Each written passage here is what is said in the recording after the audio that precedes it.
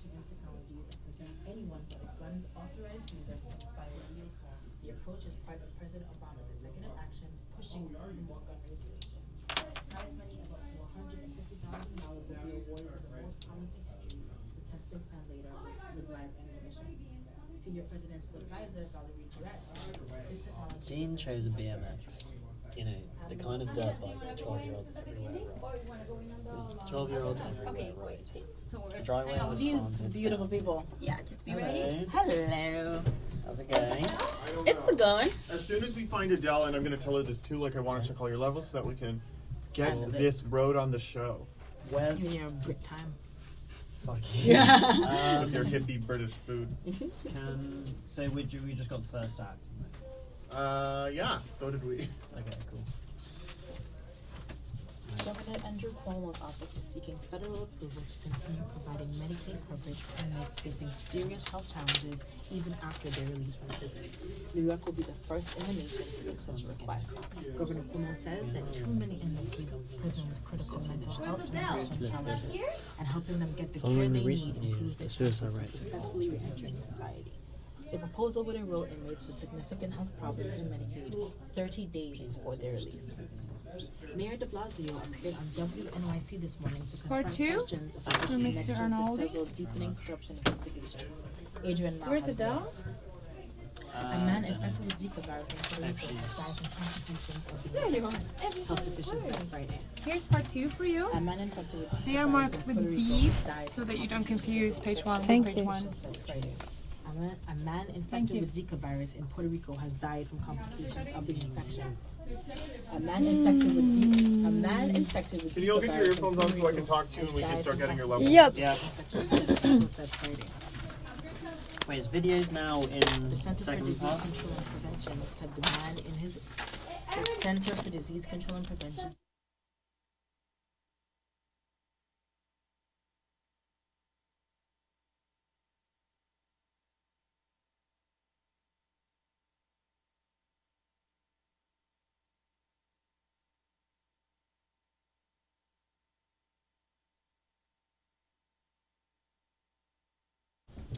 And I'm Adele Lambert. When you're a kid, you're constantly learning new things. But as you grow older, pushing your limits can be more difficult.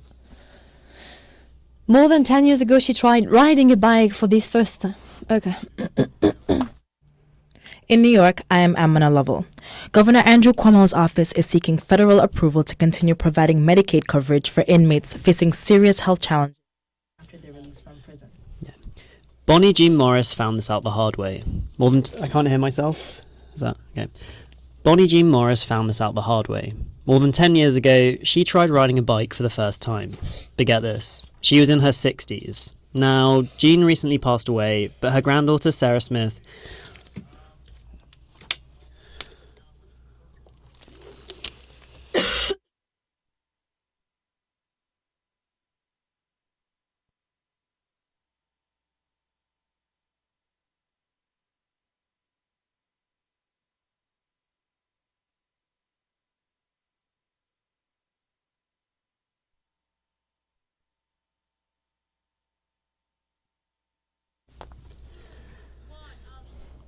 Welcome to Uptown Radio.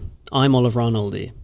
And I'm Adele Lambert. When you're a kid, you're constantly learning new things. But as you grow older, pushing your limits can be more difficult. Bonnie Jean Morris found this out the hard way. More than 10 years ago, she tried riding a bike for the first time.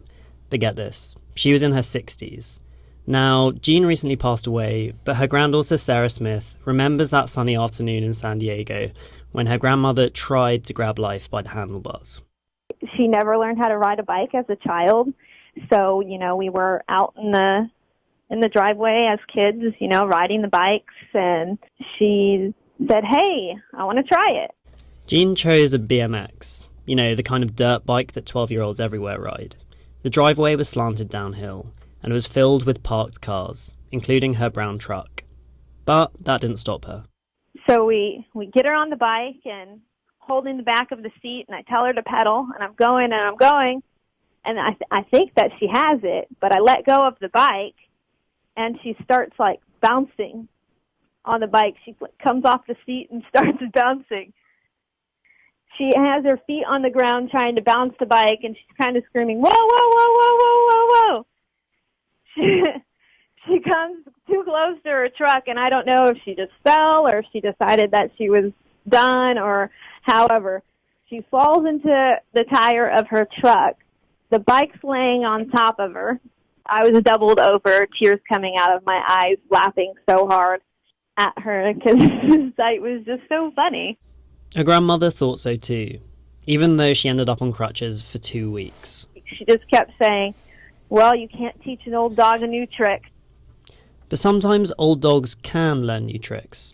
Today on Uptown Radio, we have stories of New York City video rental stores staying alive in the age of on-demand streaming. And of struggles to maintain the old, like finding enough pilots to aircraft or downsides to preserving historic buildings. All that and more in the first part of our show. But first, the news. In New York, I'm Amina Lovell.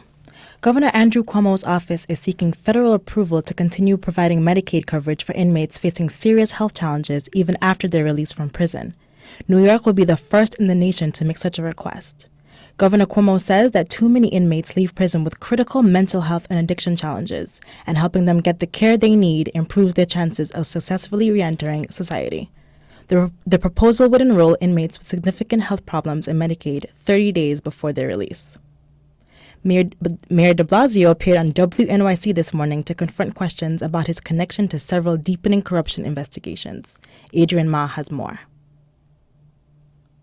De Blasio and his aides for alleged violations of state campaign finance law. They're paying special attention to the mayor's 2013 fundraising efforts aimed at getting more Democrats into the state Senate. But de Blasio insists everything we have done is consistent with the law, the spirit, and the letter of the law. That's the bottom line. Investigators are also looking into whether the mayor's efforts to shut down the carriage horse industry were a quid pro quo for campaign donations he received from an animal rights group called Night Class. De Blasio says the two are unrelated. It's about a movement of people who talk to me about what was right and wrong in terms of how we treat our animals. De Blasio hasn't been directly charged in any of the criminal probes and says the ongoing investigations won't affect his decision to run for a second term. Adrian Ma, Columbia Radio News. A man infected with Zika virus in Puerto Rico has died from complications of the infection, health officials said Friday. The Center for Disease Control and Prevention said the man in his 70s died from internal bleeding caused by a rare immune reaction to the virus. It's the first death in the United States from Zika virus. Yesterday, the Food and Drug Administration approved the first commercial U.S. test to diagnose the virus. The North Korean government has sentenced American citizen Kim Dong-chul to 10 years hard labor. Accused of spying and other offenses, the American citizen has been held in North Korea since last October. North Korea has detained several Americans charged with illegal entry and other so-called anti-state crimes. The State Department in Washington has not explicitly confirmed Kim's detention. It says discussing such cases publicly does not help its efforts to free Americans held in the North. 16 military members are being disciplined after a U.S. airstrike on a Doctors Without Borders hospital was attacked in Afghanistan last October. At a press conference at the Pentagon earlier this afternoon, General Joseph Votel said the investigation revealed that the pilot's intended target was an insurgent-controlled site 400 meters from the hospital. The investigation ultimately concluded that this tragic incident was caused by a combination of human errors compounded by process and equipment failures. Another U.S. report on the incident obtained last year by the Associated Press said the military aircraft fired 211 shells at the hospital compound for 29 minutes after commanders realized the mistake and ordered a halt. No criminal charges have been filed. The Justice Department put a call out earlier this morning for demonstrators of smart gun technology. It's hoping to drive innovation in technologies that prevent anyone but a gun's authorized user from firing it. The approach is a part of President Obama's executive actions pushing for more gun regulation. Prize money of up to $150,000 will be awarded to the most promising entries, with testing planned later with live ammunition. Senior Presidential Advisor Valerie Jarrett said this technology will eventually help prevent tragedies. Amina Lovell, Columbia Radio News. New York City has a lot of old buildings. Over the past 50 years, more than 35,000 of them have been landmarked in the city, from the brownstones in Fort Greene to the Empire State Building. But it's not cheap keeping these old dogs up and running. In fact, being named a landmark can actually make upkeep even harder. Stephen Basaha has the story. The West Park Presbyterian Church on the Upper West Side is stunning. The whole building looks like it was carved from a single sun-baked slab of red clay. But when you get a little bit closer, it starts to show its 127-year age. Reverend Dr. Robert Bashir is the pastor of the church. He reaches up and with ease chips off a piece of the wall. The piece crumbles apart and rains down on us like dust. See how soft that is? Oh wow, yeah, it feels like a layer of sand just coming off. The church's ornate facade has been worn down over the years, and that's not the only thing spoiling the view.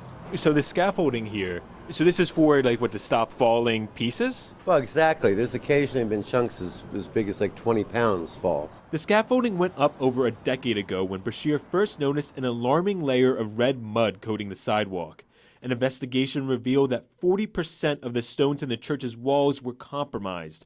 The brick underneath was still structurally sound, so there was no worry of collapse, but it did cause a serious conversation about the building's future. The members of this church, who were always much more committed to mission than they were buildings, really wanted to tear down the whole church and erect affordable housing here with a small part for the church. On the other side, members of the community were pushing to landmark the church.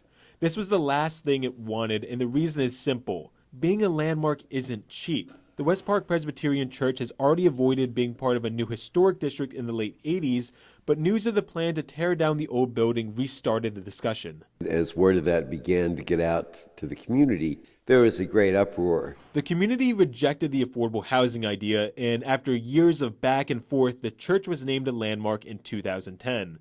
The Immaculate Conception Church in the Bronx is currently fighting to avoid a similar fate, though declined to comment for this story. There's a long history of New York City churches fighting against being landmarked, and again, it almost always comes down to money. It's hard enough for them to keep the lights on and to keep the heat on. Payman Lodi is the vice president of urban planning at the Real Estate Board of New York. To place landmarking controls on them, that adds cost. Any landmark building in New York City must get approval from the Landmarks Preservation Commission for any changes to the building's exterior. And that means sticking as close to the building's original look as possible. The original material doesn't have to be used for renovations, but even with substitutes, getting that old school look can often mean paying a lot more. The fact of the matter is that yes, using historic materials is more expensive than going to Home Depot and buying cheap white vinyl windows or brown vinyl windows. The color does not make that much difference. Simeon Bankoff is executive director of an advocacy group called the Historic Districts Council. He says while those vinyl replacement windows may be cheaper, remember, you get what you pay for. Typically, vinyl replacement windows last 5 years, which means that you put them in, 5 years later you have to get new ones. They are called maintenance-free, which means they cannot be repaired, as opposed to actually spending money and getting windows that can be repaired and therefore have a 20 or 30-year lifespan. But for some owners, landmarks can be a passion project if they have the money. They go to upstate New York and find big pieces of marble in parking lots or people's backyards and buy it from them, bring it down here, cut it and add it onto the building as if it was the original stone. Blair Walsh is with the Landmarks Conservancy, an advocacy group that provides grants and low-interest loans to landmark buildings looking to be renovated. We're in Fort Green's historic district where she's helped restore many brownstones. But even Walsh, a huge proponent of landmarks, admits landmarks can quickly turn into a money pit. It's impossible to know what old buildings are hiding until you start tearing into them. Like you open up a wall and find it's full of termites. That becomes a big problem. A big problem that could lead to big costs. Like one brownstone where Walsh and a renovation team discovered hard to replace support steel in the windows was rusting away. We scrambled to get new permits because it was a structural issue. We had no idea that those were in there. Someone just randomly decided in the 60s it was a good idea. Between bringing in an engineer, new construction materials, and extra labor, the project ended up costing the brownstone's owner an extra $13,000. But buildings are often not landmarked for the property owner. Instead, they're preserved for the community. Again, Simeon Bankoff, Executive Director of the Historic Districts Council. I believe, as someone who lives in New York City and believes that the architecture of the city informs the sense of a city, is there are many churches which, even if one is not a parishioner, become part of the streetscape in such a way that its loss would be felt by the community. When a building is landmarked, the emphasis is on the exterior, but the West Park Presbyterian Church has spent $500,000 renovating its interior to keep the building running. It patched walls and added a new boiler. Reverend Robert Bashir says the last thing it wants to do is sell the building because it can't afford cosmetic changes. Go up to 96th in Amsterdam, for example, and see the old beautiful bank that's a giant drugstore now. You could keep the exterior walls up, preserve them, and have something in here that's completely foreign to whatever happened here before. There is funding for landmarks from state and federal programs, and the Landmarks Conservancy has grants for religious sites like churches and mosques. But the Landmarks Conservancy says that would only cover part of the millions the West Park Presbyterian Church needs. There's something that's been very special here that deserves to continue and should not be taken away simply because we don't have the money to preserve the outside. Which means until it can afford renovations approved by the Landmarks Preservation Commission, the stone walls of this New York City landmark will continue to crumble onto the steel beams below. Stephen Bisaha, Columbia Radio News. And another popular sight on New York City streets, street vendors. They sell everything from food to books to cell phone covers. But in order to sell, vendors need a license, and the city only offers 853 total. 853 for a city of over 8.5 million.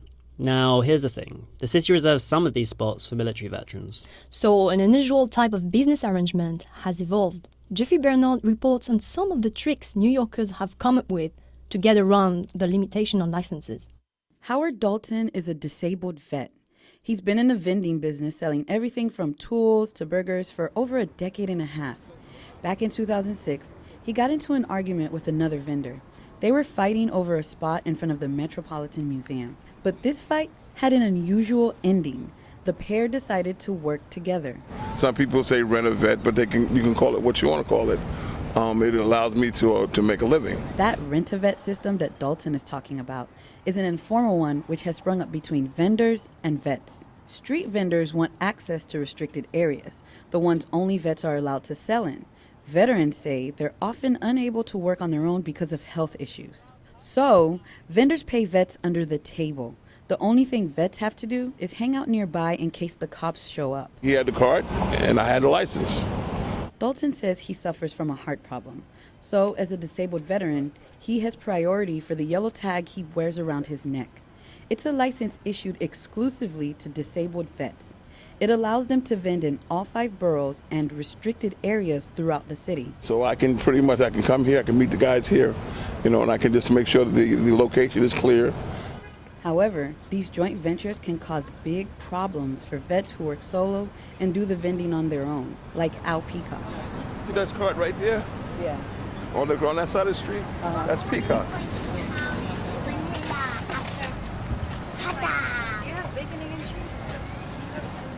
Peacock is also a disabled vet, but unlike Dalton, he works on his own selling hot dogs and hamburgers. He's a new owner of a food truck. He's had it for 2 weeks. He says the rent-a-vet system is unfair because anyone with cash can gain access to spots he says should be reserved only for vets. So I'm fighting with people that shouldn't even be here for a spot for me to work. And I'm entitled to be here. But at the same time, he says he gets why these partnerships are so popular among vets. It's easy money. You can sit on your butt all day in your car and make $1.50. I mean, who can get mad at that? That's $150 a day, the going rate. Though Peacock says it's sometimes less. In the wintertime, you get paid anywhere from $125 to $100, closer to $100 and sometimes $80 in a lot of cases. And it's crazy. You're creating your own slavery. And Peacock says no one can actually live on that. He believes the system exploits veterans, especially those who may be homeless or physically unable to work. He may be working a card, but he doesn't own that card, and he's getting paid crumbs. Elise Golden is with the Street Vendor Project. It's a nonprofit that advocates for the rights of street vendors. She says veterans and vendors working together has become standard practice. So what some people choose to do and what some veterans choose to do is sort of form a relationship in which folks who want to have a business on the street and can't get a license go into a business relationship with a military veteran who does have a license, and they collaborate. Golden says vendors turn to vets because of the limited number of licenses. Sometimes they feel like there's no other way to continue running their businesses. There's so many people that need jobs, so many people are working on the street to support their family, and they're not able to do it legally, risking $1,000 tickets, risking arrest, getting their stuff confiscated. Some of the vets who rent themselves out say they don't have many other options either. Because remember, these licenses are specifically for disabled vets, and it's not likely they can do the jobs by themselves. New York State saying, oh, if you're a veteran, you can be a vendor on the street. Like, that's great, but it's also a really, really hard job that takes a lot. Even Peacock, who says the unofficial system can exploit vets, understands why some of them do it. Because other veterans who have issues through no fault of their own, but substance abuse and so forth, they're looking for a way to get that money so they can get their next get high. There's a waiting list for non-vets to get a license of their own. Currently, there are over 5,000 names on the list, but only just over 850 spots. And the list closed in 1993. The Department of Consumer Affairs says it won't reopen until it's gone through all of the applications. In the meantime, it doesn't look like these special business relationships between vets and vendors are going to go away anytime soon. Jeffy Bernard, Columbia Radio News.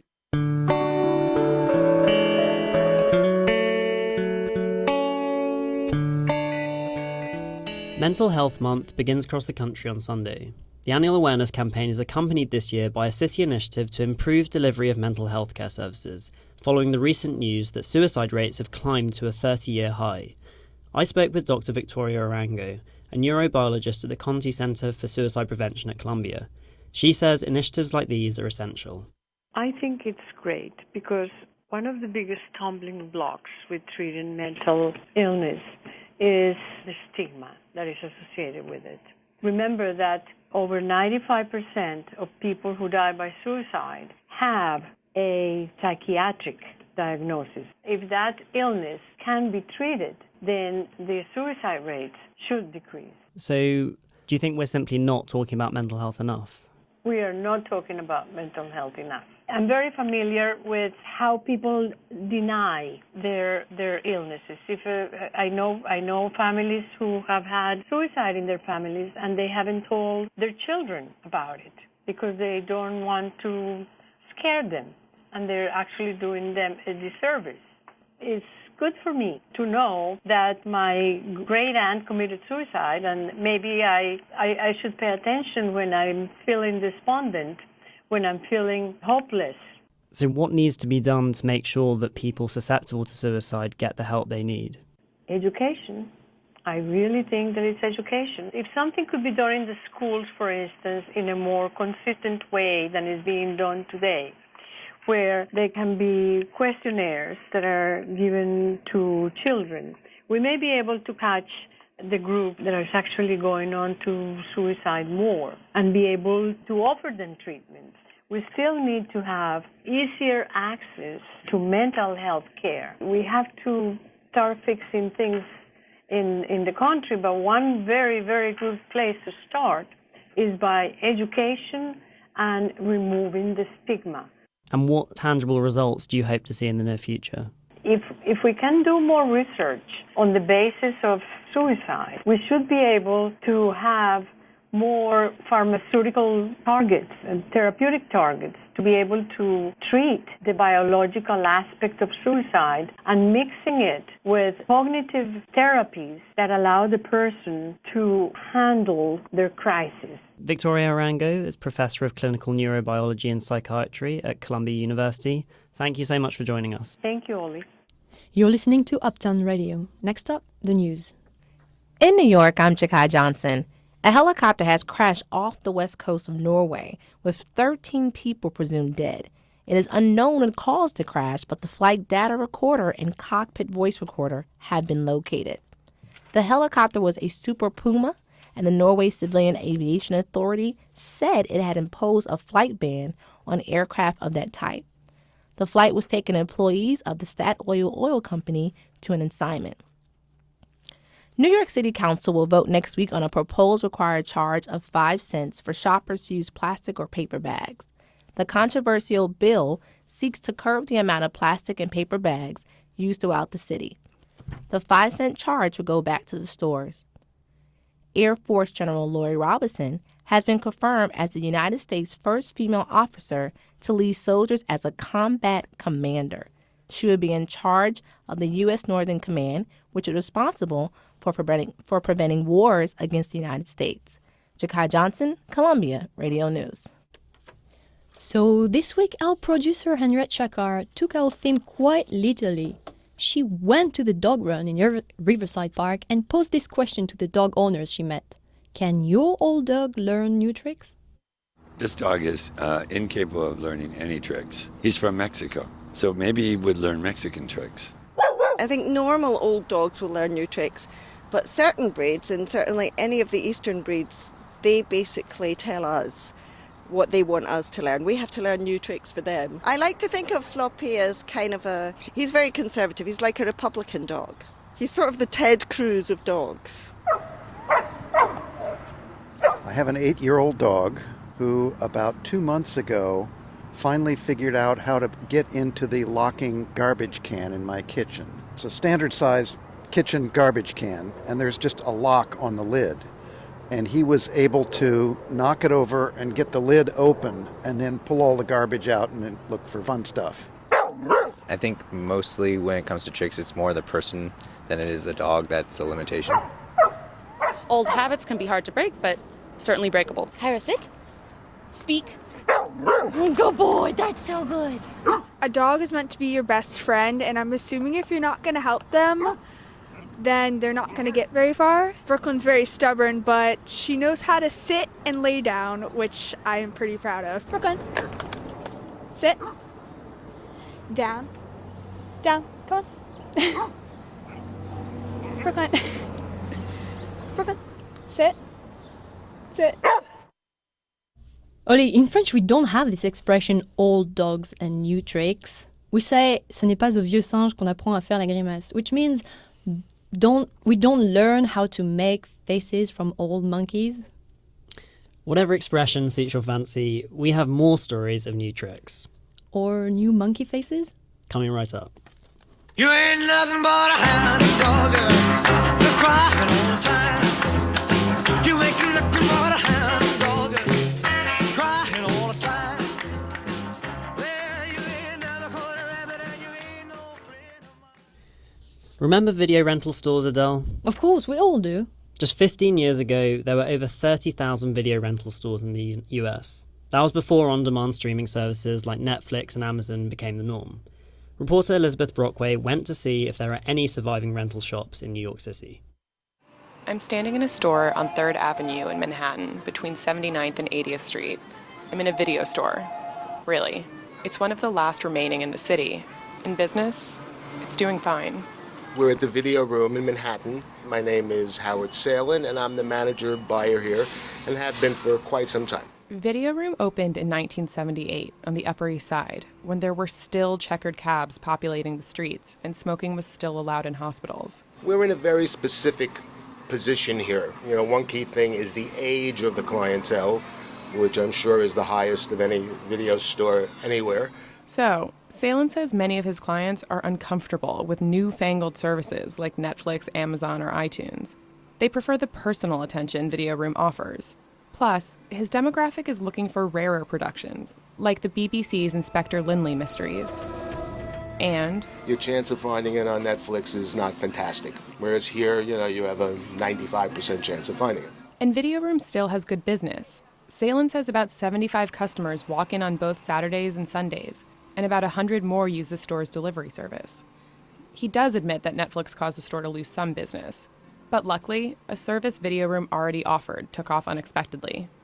The area that's really rising is in the transfer business, where many people want to transfer their old formats, VHS, 8mm tape, mini DV, into digital formats that they can show their children and their grandchildren. Today, transfers make up nearly half of the store's income. But Salin did allude to a possible issue. A somewhat morbid truth the store will have to face down the road. The older audience is getting older. So we shall see how things develop. That isn't an issue for Wendy Chamberlain. She opened Videology on Bedford Avenue in younger and hipper Williamsburg in 2003. When we opened, a lot of people were like, what are you doing? That's like a terrible idea. Business was booming for Blockbuster at the time. It had almost 9,000 stores nationwide. and Netflix was on the rise. But still, Chamberlain says Videology was comfortably profitable for 5 years. On a busy night, we could rent over 1,000 DVDs, on a busy Friday or Saturday night pretty easily. But the smooth success didn't last. And, we probably don't even do that in a month at this point. So Videology was forced to reinvent itself. In 2012, it was converted into a bar and micro cinema, but it does still offer a selection of 17,000 DVDs. And now, the rental business is just super minor, low cost. And because Videology has a cinema space in back, it now holds screenings. Events like midnight cult movies, weekly runs of new films, and Sunday TV night. That's how 24-year-old Amanda Young found it. She came with a friend to watch Fear the Walking Dead. Young is a self-proclaimed movie buff, and though she said she's never rented from Videology, she has been to another Brooklyn video rental shop. And it was around when David Bowie died. I'm a big fan, and I really just wanted to buy all the movies he's been in. So she took her roommate's bike to Film Noir, where she found them all on VHS. This old Russian guy who just collects movies, old movies. Will Malatek is actually Polish. But Young was right about him having a huge collection of old films and special films. If you are into Hollywood, this is the wrong place to come. His collection is made up of all types of horror, art house, and foreign cinema. The type of stuff you definitely can't find on Netflix. Like the 1967 Japanese monster movie, Son of Godzilla. It's one of Malatek's favorites. And I checked. It's not on Netflix, or iTunes, or any other popular streaming site. Probably people that deal with Netflix don't come here. What I have, they don't have. What they have, I don't have. Malatek's Film Noir is a tiny shop in Greenpoint. It's 2 arms lengths wide and maybe 30 feet long. But he's packed in over 9,000 titles to rent and about the same amount to purchase. And a few years ago, he added vinyl to boost sales. Do a lot of people buy records? Mm-hmm. Oh, yeah, big time. It's really a big chunk of business nowadays. Definitely. Malatek says he's in the business because it's a passion, not necessarily to make money.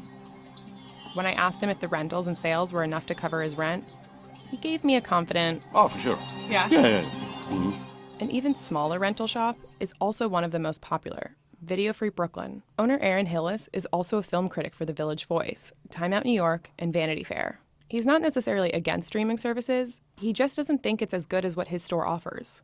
They're kind of like these placeholders that I just don't think you can get that experience without coming in, talking to knowledgeable film nerds and who are playing amateur detective trying to figure out what it is you want to see. That's part of the attraction for Claudia Bedrick. She's a customer at Video Free Brooklyn.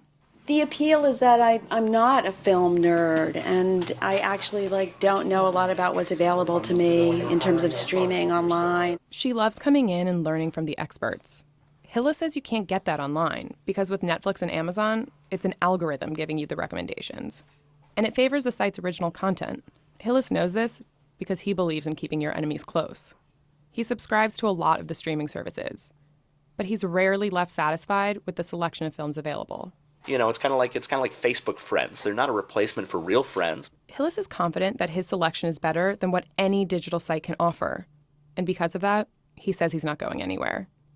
Elizabeth Brockway, Columbia Radio News. New York City is full of actors, and while that's all news, their offstage work habits are shifting. Fewer than a quarter of actors are employed full-time in their profession, according to the National Endowment for the Arts. So in order to make ends meet, a lot of them are finding work in the gig economy. That means working with companies like Uber, TaskRabbit and other on-demand services to stay afloat in the city. Daniel Rostas found out how a number of local actors are taking freelance jobs that fit around audition schedules and shoots. I'm at the corner of 105th and Columbus when Rick Busser picks me up. Hey, how's it going? Good, thanks. Thanks for driving all the way out here to speak with me. As I settle into the silver Toyota Camry he drives for Uber, we talk about his real passion. You're also an actor. Yeah. I've done a lot of Shakespeare recently, some small parts on TV, Blacklist, Person of all the New York shows, a couple line parts here and there. And whatever I can get, basically. We turn onto 96th Street. He tells me, as an Uber driver, he's an independent contractor. He owns his own car, sets his own hours. It's as steady as he wants it to be.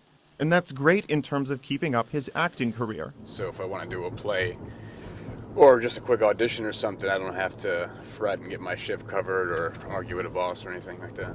But it wasn't always that easy. Busser spent years doing everything from driving a bike taxi to working as a doorman. Well, if you're by yourself, that's fine. You know, you can live off fumes, your whole life if you don't got to support many people. But when I had a son, I really wanted to transition out of that, and it was a dilemma of, I want a more consistent job, and I'm trying to get rich, but I'm trying to at least have a certain amount of money come in every week that I can, plan around. So what's more competitive in New York, being an actor or being an Uber driver? I think finding a parking space is more competitive than being an actor. A study by 2 Harvard professors found that all net job growth in the country since 2005 can be attributed to so-called alternative work, freelancing rather than working as an employee. Experts say up to half of all workers could be freelancers by 2020. Dale Daly is a social worker with the Actors Fund, a national organization that helps actors find employment and housing. He says actors always had to hustle to make it here. New York used to be famously a place where you could come and anybody could figure out a way to find a place to live in New York, and you could live really cheaply while you pursued your dreams. That's no longer possible. He's heard about actors finding work with Uber, but worries it isn't a long-term solution. The problem with some of those kinds of jobs like TaskRabbit or Uber is going to be those two can be, ebb and flow. So that might continue to keep your income fluctuating. Jordan Elizabeth Gelber is a TV and film actor. She recently had a small part on House of Cards and a short stint on One Life to Live. While I was in school, I decided if I want to act, I'll go do it, and I'll learn something else to help me, so when I graduate, I'll at least have a backup plan that is doing something that will give me the life that I want. So she started working with a woman who organizes fashion shows. And I worked with her for a year, 6 to 7 days a week, 10 to 15-hour days, that I wasn't doing anything. I wasn't taking care of myself. I wasn't able to audition. I was in a show at the time, and she gave me help for it. And that after a year of working and training with her, I kind of said, screw it, I'm not doing that anymore. I could do this on my own. She started running her own fashion shows and doing freelance graphic design work. Now she teaches a course called Putting the Actor in Freelance Contractor. Gelber tells her students to gain marketable freelance skills related to their acting gigs. They can support themselves, but also stay close to where the art is being made. You want to be in the entertainment industry, and this industry now is hiring people that are actor-ands. You cannot just be an actor anymore. You have to have some more substance behind you. So why not work in a field where you're learning more skills about the industry that you want to be in? Gelber would approve of how Joseph Boover, a stage actor, supports himself. I'm buzzed into his apartment, where he lives with 4 other roommates who are also actors. He's done his work for the day, so when I get upstairs, he's playing a video game called League of Legends. My gosh, this is the worst. He does a variety of work for Mount Sinai Hospital, but he had to audition to get his foot in the door. I pretend to be a sick person so that medical students and doctors can learn what it's like to be with a sick patient before actually dealing with real sick patients. His gig is as a standardized patient, so he was able to use his acting skills to get more stable work. It lets him live much more comfortably than when he would work a different job every day. He gets to work with other actors who tip him off about upcoming auditions. But once in a while, if he can't get enough shifts, Boover will take his guitar and busk for that final $100 he needs to make rent. If you need to make money really quick and you have a skill, sometimes it's just go be a self-starter. Get out there, see if people will have any interest in what you're making. Which, as freelancing becomes more popular, is something we're all probably going to have to learn to do over the next few years. Come on home. Daniel Rostis, Columbia Radio News. A new exhibit about Paul Robeson, a performer and civil rights activist, opens today at the Whitney. The exhibit was designed by Academy Award-winning filmmaker Steve McQueen. Gilda DiCarli has the story. Confidential informant Seattle redacted of no reliability. In an open space, there's a giant screen. A screen that spans more than 17 feet high and 15 feet wide, and scrolling down, an endless stream of images. These are the redacted pages from an FBI file kept on Paul Robeson, whom the U.S. government in the 1950s had deemed a communist. Michael Yanone, a social studies teacher from Ridgewood, New Jersey, brought his class. Right after the kids had told me they thought they were in a horror movie. And I said it was a horror movie for Paul Robeson. Through the 1940s and 50s, Robeson captured the hearts of Americans. Paul Robeson was viewed at one time as the tallest tree in our forest. That's George Horn, chair of the history department at Ohio University. He wrote a biography on Robeson. Robeson was a renowned bass singer, a Shakespearean actor, a star football player, and a lawyer, but he was too outspoken for the FBI. The lessons you can glean from the life of Paul Robeson is one, struggle. A struggle for civil rights at a time of segregation. And in 1949, as the Cold War was intensifying, Robeson openly questioned why Black Americans should fight for a country that tolerated racism. He had sympathized with the Soviet Union, and the FBI was tracking his every move. Donna DeSalvo, main curator for the exhibition, said it was a useless pursuit. There is no reason to have done all of this. And the fact that thousands of pages are compiled on this one individual over the course of practically his whole entire adult life, I think what it reinforces is that there's nothing there. And still, the allegations of communist sympathies almost ended Robeson's career. He had more than 80 concerts canceled, he was attacked by a mob in Peekskill, New York, and he had his passport confiscated. All the while, he was being watched. But DeSalvo says, what Robeson is to be remembered for are his extraordinary accomplishments. And it's true. In spite of the tenacity of the FBI campaign against him, Robeson didn't stop fighting for civil rights and equality. I must keep fighting until... The Whitney's new exhibit on this American icon will be up until May 14th. Gilda DiCarli, Columbia Radio News. Just keep rolling on.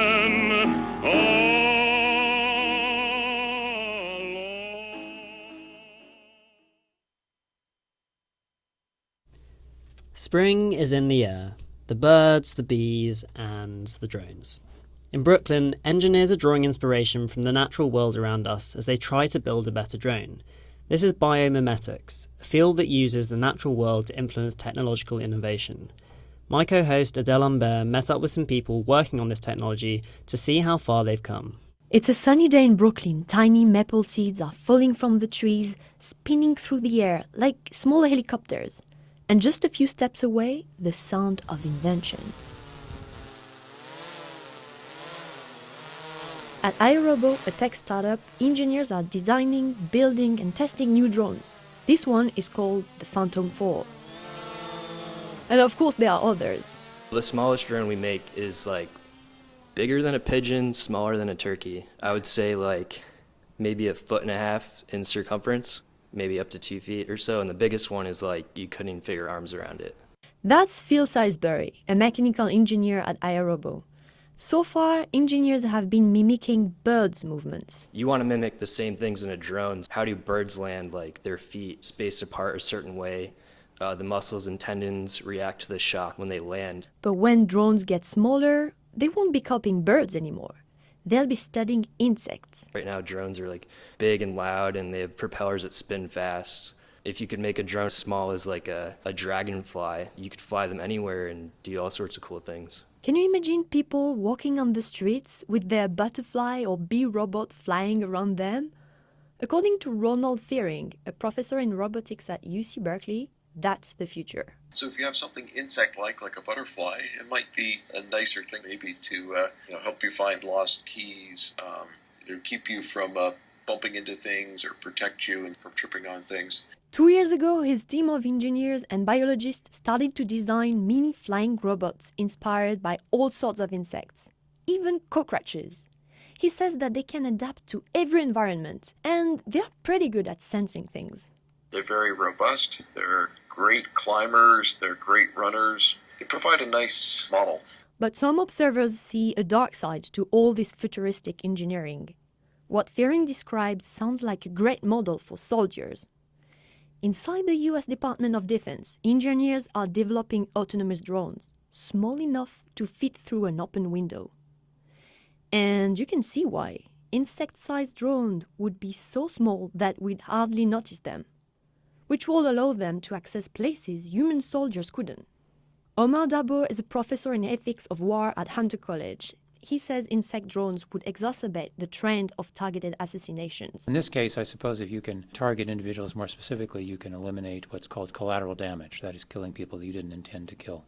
He says new technologies constantly challenge the ethics of war because they create new problems. What if humans lose control of their swarm of drones? Out-of-control drones randomly killing people around the world, that doesn't sound like a very good scenario, but I think that could be a problem with this sort of technology. Back in Brooklyn, we are still far away from the nightmarish future Dabo describes. And Phil Salisbury, for one, is aware of the dangers. It's a terrible idea to be like, yeah, I think it'll fly. Let's try it out on the sidewalk. You know, that would end us pretty fast, I think. And Salisbury's colleague Suraj Kamar said that flying devices are not as precise as insects yet. So in terms of like those natural moves and like moving very fast, very quickly, changing direction very quickly, that's still a faraway dream. So for now in Brooklyn, it's up and away. Adèle Lambert, Columbia Radio News. More news from the skies now. The American aviation industry is facing a big problem, a shortage of pilots. The big airlines alone expect they'll need more than 10,000 new pilots in the next few years, and thousands more will be needed to fly for regional airlines and the military. Erin Golackson set out to learn why that is, and to see how tough it would be for her to become a pilot. Away we go. Away we go.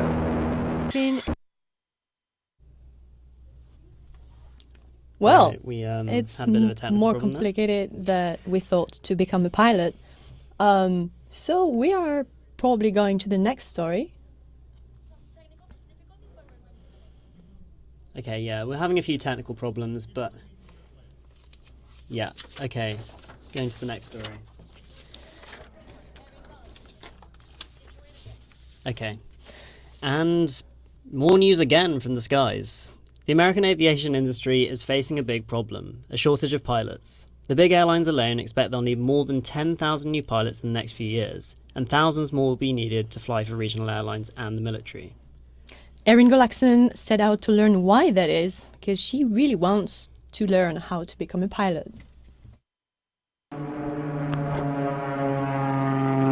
Tom Fisher owns Fisher Aviation in Fairfield, New Jersey. It's a small flight training facility, and he's the lead instructor. And today, he's teaching me to fly. On the dashboard so that I can see that it's not in the ignition when I walk up to the propeller. Right.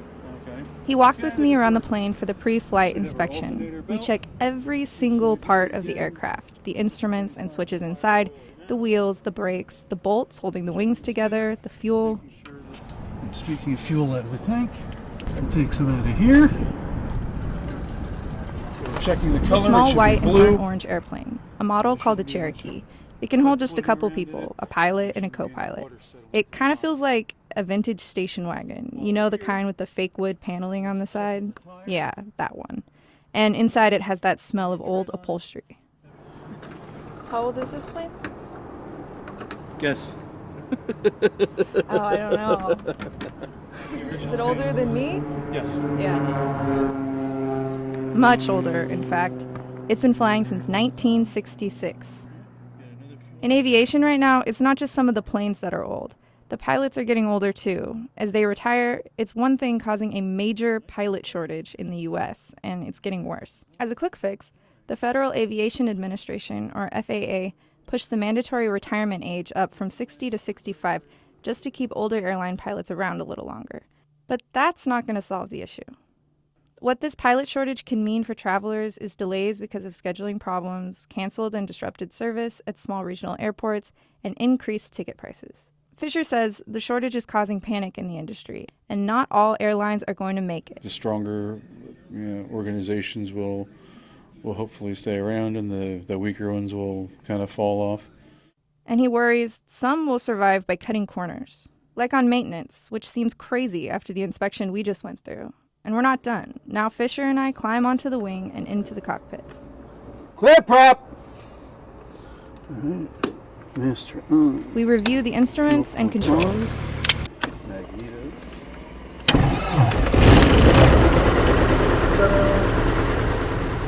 Now we're taxiing towards the runway, which is just a strip of concrete on a field of green grass surrounded by trees.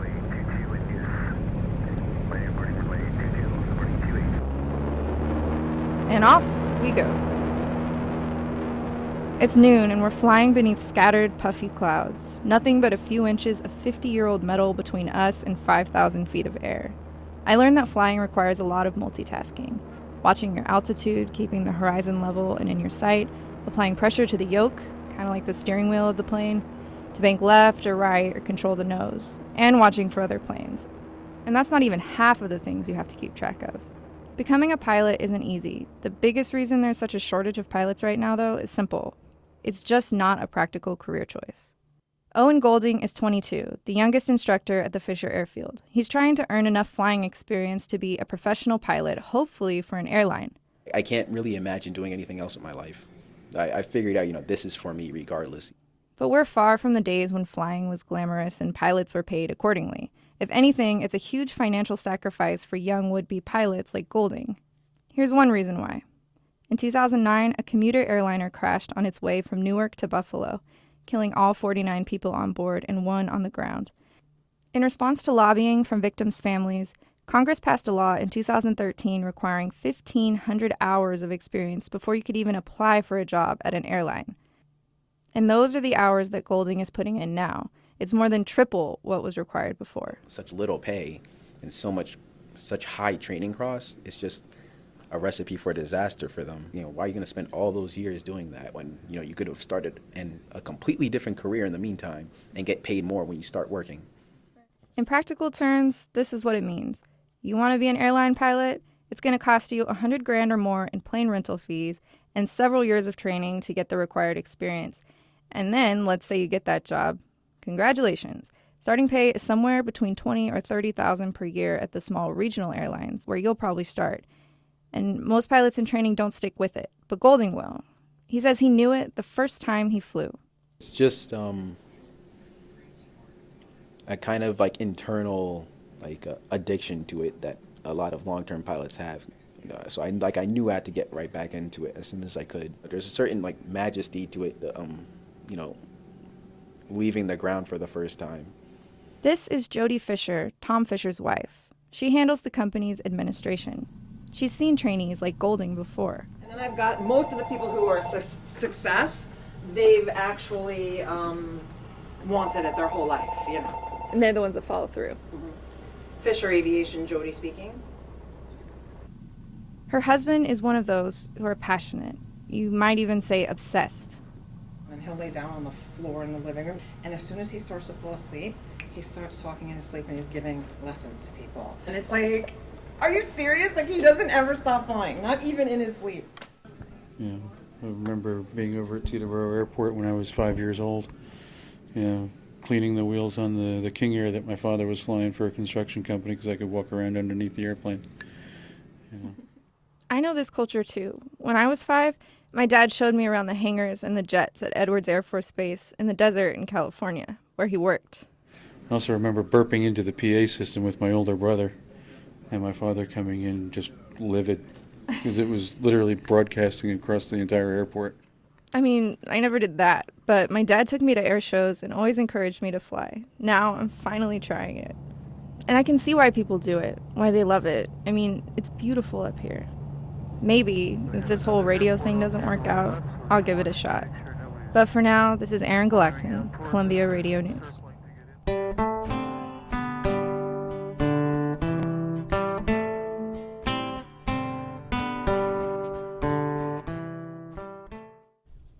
Welcome back to Uptown Radio. I'm Oliver Arnoldi. And I'm Adele Ambert. Today we're bringing you stories about adapting to new circumstances. We're calling it Old Dogs, New Tricks. And coming up, we have stories of how we commemorate history through new celebrations and how we revive traditions. But first, the news. I'm Jennifer Johnson in New York. In California today, protesters are standing outside the California Republican Convention. They're rallying against presidential hopeful Donald Trump as he heads to lunch.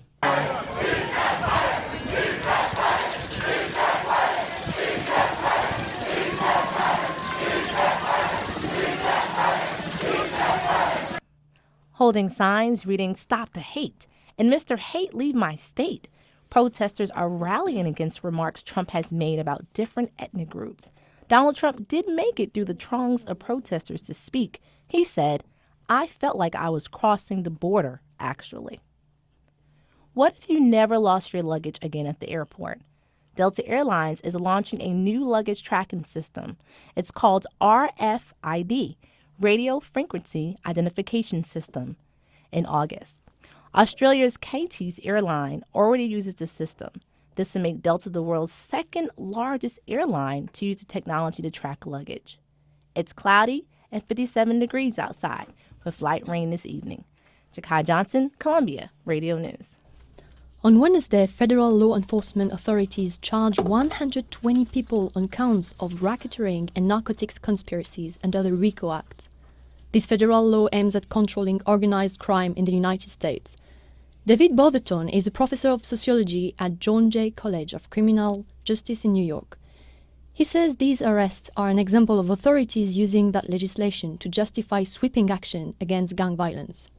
Racketeering is under the RICO Act, Racketeering and Corrupt Organisations Act, which was passed in the 70s and was really meant for, sort of highly organised crime. And these guys are picking up, clearly are in some sort of drug posse or drug crew, but, these are not major players. These are sort of low-level players in the housing project. And the reason they use it against gangs is because you need much less evidence to convict people because it's a conspiracy. You only have to be in the association of other people. So do you think that even the word gang is used to justify this kind of arrests in New York? Yeah, it's a catch-all phrase. So whether this is a kind of drug crew or whether this is a gang based on entrepreneurial sales of drugs or whatever, once you put a gang out there, then everybody associates drugs and violence with it, and everybody think, okay, well, that's in order. We dealt with these bad guys. Let's get rid of them anyway. So do you think it's a successful strategy for crime and violence prevention, or does that mean that we put too many people in criminal justice system unnecessarily? So from a police point of view, it's sort of a fairly successful procedure. This is the second big one we've had in the last year. We had another one in Manhattanville. The problem with these sweeps is, because one, it's a conspiracy charge, so the evidence, the evidence necessary to convict and bring someone before the courts is much less. So you sweep a lot of people that might not necessarily be that much involved, and you make them all out to be like big players. So, you might be sweeping a lot of people up there that might not deserve to be swept up. Now, it's not to say, that certain members of this group, have obviously been very violent and victimized their own community, and deserve to be picked up and put away. But I'm not sure that all of them are in the same boat. What does it say about the problem of gangs in New York? This is not just a crime problem, right? This is a social problem, right, as well. And some would say, well, the reason we've got a low violence rate in the city is because we've got so many people, in prison. What we know is that the numbers of people arrested, in the prison industrial complex and imprisoned actually doesn't have that much effect on the crime rate. What that also says is that you've got a huge amount of people, of young people, and economically disconnected. That means they're both out of work and they're out of school. And that's not changed. That's hardly changed, whether we've had Bill de Blasio or Mayor Bloomberg. And that's a problem. That's a real problem. And gangs, wherever you want to see gangs, offer a solution to these kids in that kind of social environment. David Brotherton is a professor of sociology at the John Jay College of Criminal Justice. Thank you for being with us today. Sure, thanks a lot. This week marks the 100th anniversary of Ireland's Easter Rising of 1916, the bloody rebellion in which Irish nationalists, including poets and writers, fought against the British. While the uprising only lasted a week, it marks a significant moment in Irish independence. This weekend's celebrations will kick off with a night of poetry and music honoring Irish poets. Shandukani Mulaudzi met with two contemporary poets who will be paying homage to their predecessors. I meet Theo Dorgan and Leanne O'Sullivan in their Airbnb on the Lower East Side. They're still a bit jet-lagged after their arrival yesterday. One of Ireland's best exports is poetry, and so the list of those who will be honoured tonight is pretty long. Padraig Pearse, W.B. Yeats, James Connolly, Thomas MacDonagh, Joseph Mary Plunkett, Sean O'Casey, Maud Gonne, Joyce Kilmer, Marion Moore. Using poetry to celebrate the rising is significant. Some people even refer to it as the Poets' Uprising.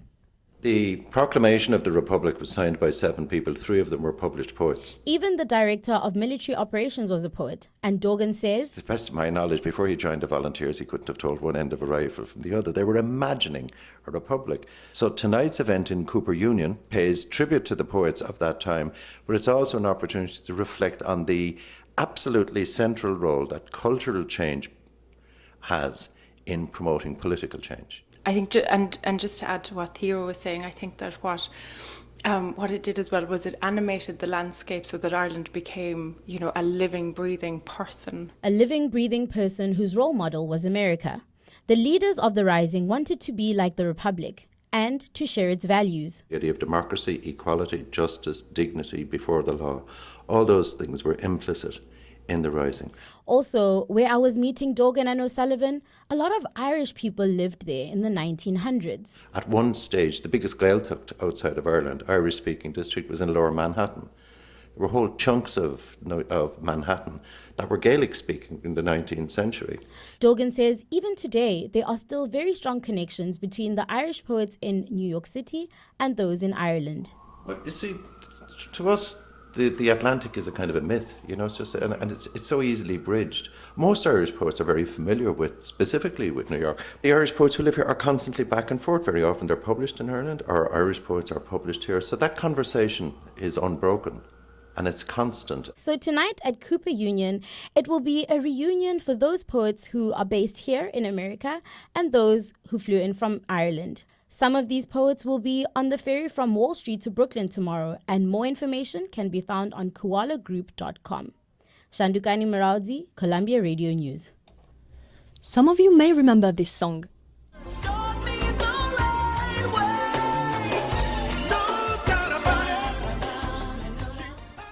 But if you don't, the musicians behind this 1991 hit are BB and CeCe Winans, two of the most famous and recognizable voices in gospel and Airbnb music.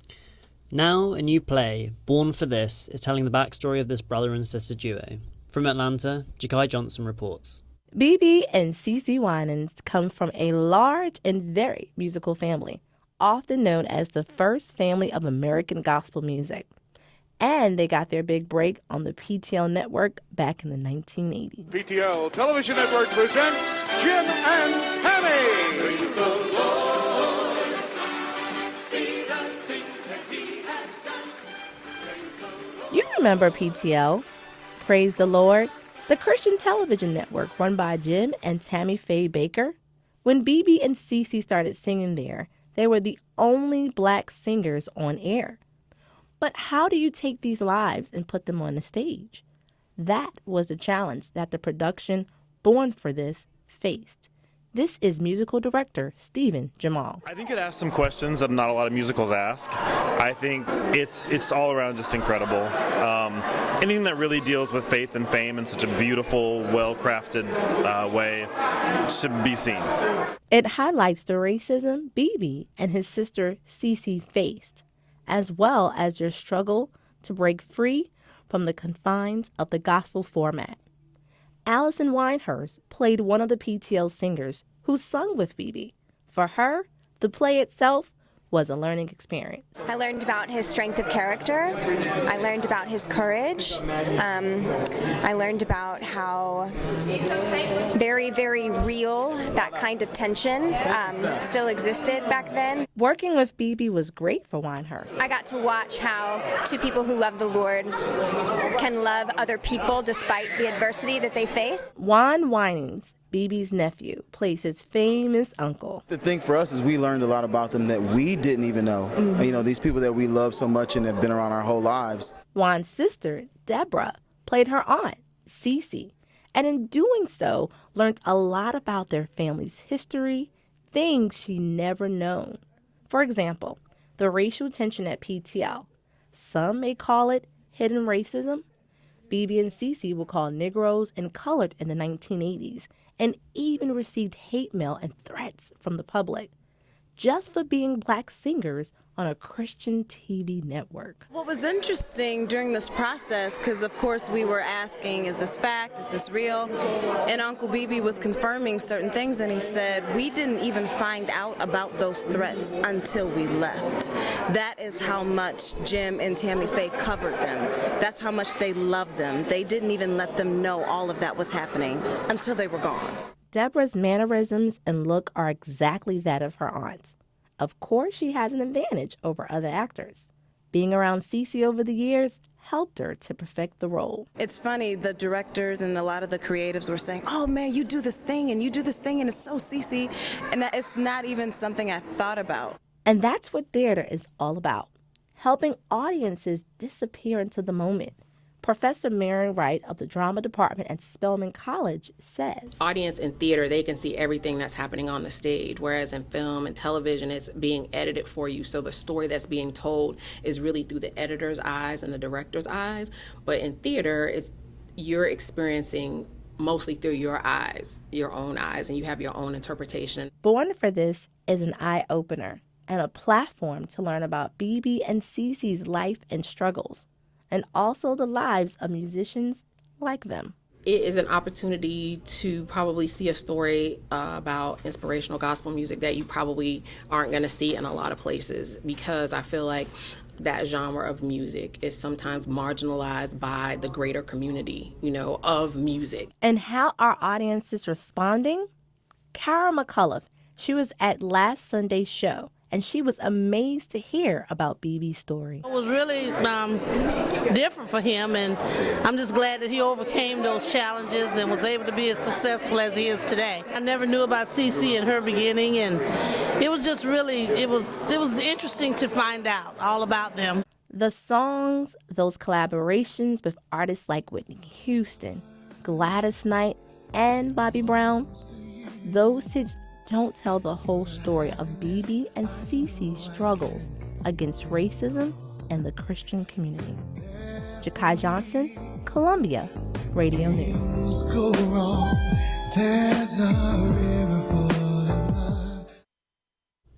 Some New Yorkers are finding gospel on the dance floor. Club life in the city in the 80s and 90s was often defined by queer culture, a portion of the LGBT community that pushed back against mainstream society.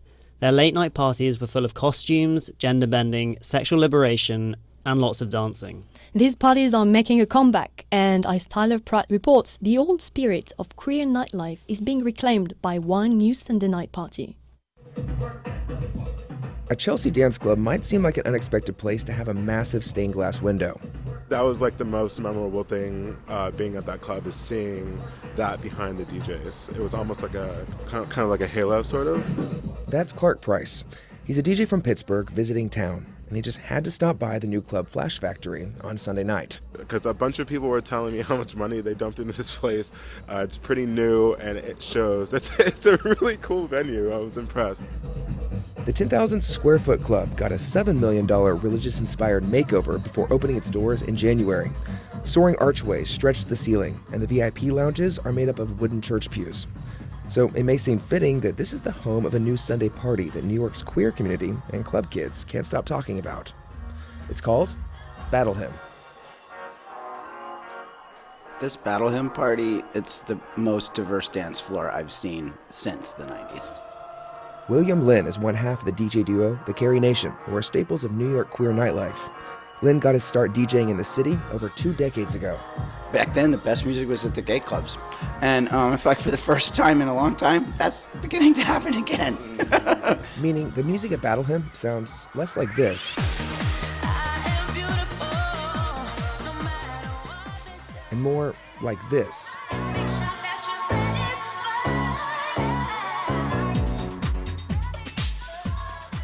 And this scene is bringing out queer and straight folks. Club kids dance with leather daddies. And for clothing, it could just be a t-shirt or no shirt or even high heels for everyone. Lynn and his DJ partner Nita Aviance are just two of the people helping throw this party. And tonight they're in the middle of the dance floor, which feels like a big family reunion. I've not seen this variety of gay people in the same place, living their lives and getting their minds blown and having such like a beautiful time. I haven't seen this kind of combination of people in years. You know, all of my long-term friends I met on the dance floor somewhere. You share a similar sort of joy for life, and please, music makes people come together. There's a kind of an unparalleled feeling when an entire dance floor is unified to one beat and not looking in one direction, but all looking at each other and having a common experience. There's a magic to that, and it's like no other feeling of togetherness that you can describe with that many people at once. These kind of parties and their different brands of dance music have been blowing up lately, and not just in New York, in San Francisco, Chicago, Pittsburgh, and Austin. The term Rainbow Railroad has sprung up to describe the connections these cities now share. Some say it's a resurgence. Benita Aviance, he says, we've been here the whole time. What's being reclaimed, and I think what everyone's really talking about, is the taste level of the music. But Aviance remembers the years he and other gay DJs had to play mainstream pop music to keep their jobs. So then we had to then go out and create our own spaces to play the music that we wanted to play, the music that originated in gay nightlife. So I think that's really what they're talking about, is sort of this return of gay people even to our music. Now, Sunday night might seem like a strange night to throw a party, which could be the point. Jacob Sperber is part of San Francisco DJ collective Honey Sound System, who played Battle Hymn on Sunday. For a lot of queers, the reason why Sunday was such a great day to go out dancing is that all the straights weren't going out. You could own those spaces on a Sunday. Honey Sound System has been throwing Sunday dance parties in San Francisco for years. We really wanted to get together not only to celebrate all the music that we love for ages, but particularly get deeper into this queer music history that might disappear if we don't do some work to bring it back forward. Which is exactly the aim of Battle Hymn Sundays here in New York. While the church theme is pretty literal at Flash Factory, members of the queer community, like attendee Tyler Jensen, have been finding gospel on the dance floor for ages. I'm not religious, but the dance floor is definitely a holy place for me. I love dancing, and it takes so much to get to that point where you can just let everything go on the floor and leave it there. And I felt that tonight, and I needed that tonight.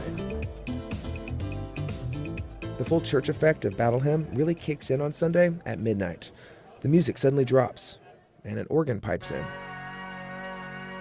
And then a familiar voice fills the room. Dearly beloved, we are gathered here today to get through this thing called life. The light shines through the club's stained glass, and the congregation cheers and throws up their hands in praise and dances to the recently deceased Prince, a man who showed so many how cool it was to be weird, different, and queer. Tyler Pratt, Columbia Radio News.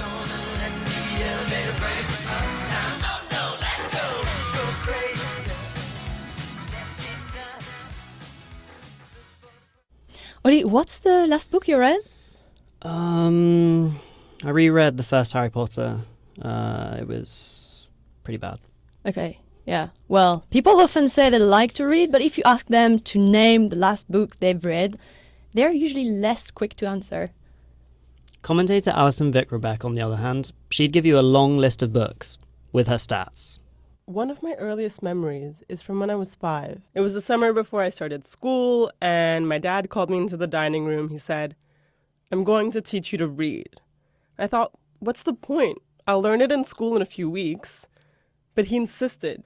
He wanted me to be able to read before everyone else. And it worked. I was the first in my class to know how to read, despite being the youngest. Whenever the teacher would ask someone to read out loud, I always volunteered.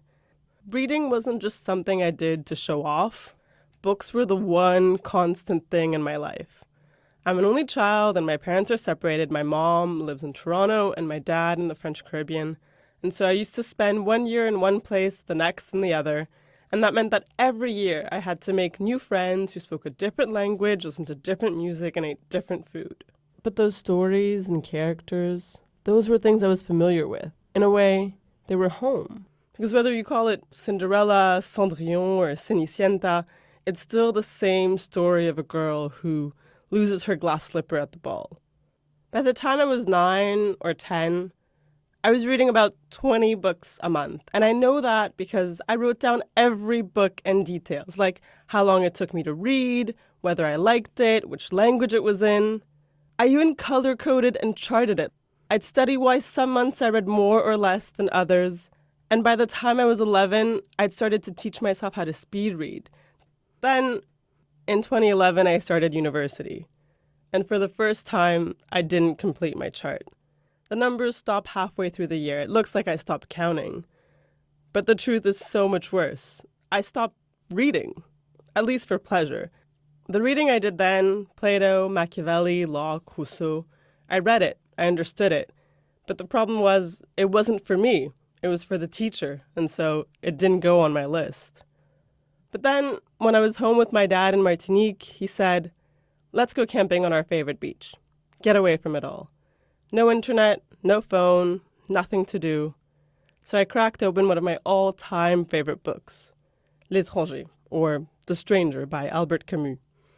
I read it in one sitting, and just like that, I was hooked on reading again. I read 4 novels that month. And I learned another lesson. The books are still there for me. I go through longer periods now when I can't read for pleasure, but I'm confident I'll get back to it as soon as possible. I carry a book with me everywhere I go, and when I finish it, of course, it gets charted. Alison Vick-Rebeck is totally willing to show you her book charts, if you show her yours first.